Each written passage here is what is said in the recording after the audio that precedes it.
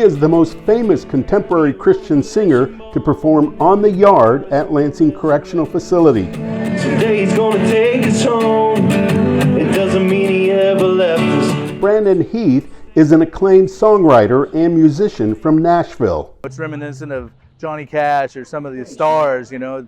Brandon Heath is an amazing artist in the Christian world, and just to have him out on the yard is a fantastic experience. But your love, only thing that matters is your love. Heath says he feels right at home singing in a prison because he too had family members who served time. So I grew up kind of with that knowledge, not only of how important it is that you would visit your family, that they would know that they're remembered, but also that they can be restored and renewed once they get out of the system, that it actually can work.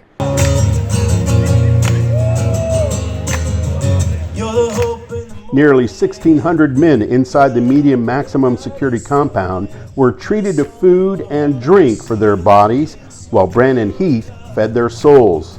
I hope that my music in general encourages them and empowers them.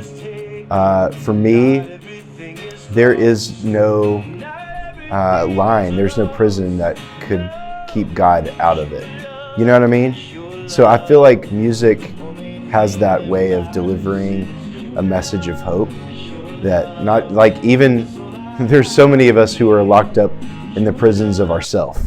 But there's something about music that can get through those walls and into the heart. And so I feel confident that the message that I have, which hopefully is the message of Jesus and the message of deliverance, would come to these men who I think are really hungry and thirsty for truth. He does, he does, he does. I mean, I've seen men singing along with me today that it just moves me almost to tears, because I can't believe that my music has been with them in a really dark time, and often a really dark, impossible place, you know. But there is something really hopeful here in a prison, in a correctional facility that I need. I think that the men that live here understand forgiveness in a way that I don't. And they're guilty. They know they're guilty, and they also understand forgiveness.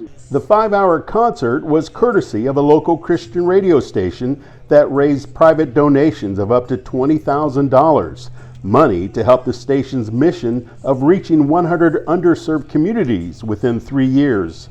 So Brandon, of course, has a very good heart for ministry. He's looking to serve any way he can. And he actually performed a couple months ago for us in a private donor setting. And he mentioned just a story about prison ministry and playing one time and what that meant to him. And so we thought, let's put 2 and 2 together. He's done it before. We want to do it. Let's partner with Brandon. And he's been a joy to work with. Heath says the message of hope through Jesus Christ helps define who a man is and what a man is to do. I think one of the biggest problems in our world is that fathers have left their children in their homes. I know that for myself, when I was a kid, there was about a year where my dad was out of the picture. And I was 3 and 4 years old. But I can remember it vividly. My dad did come back into the picture, but there's something about that gap year where I was missing my father, where I've felt even in my own life, there's kind of a need to perform that I have, a need to be good enough. Because I think when I lost my dad, there was this wound about not being good enough, you know?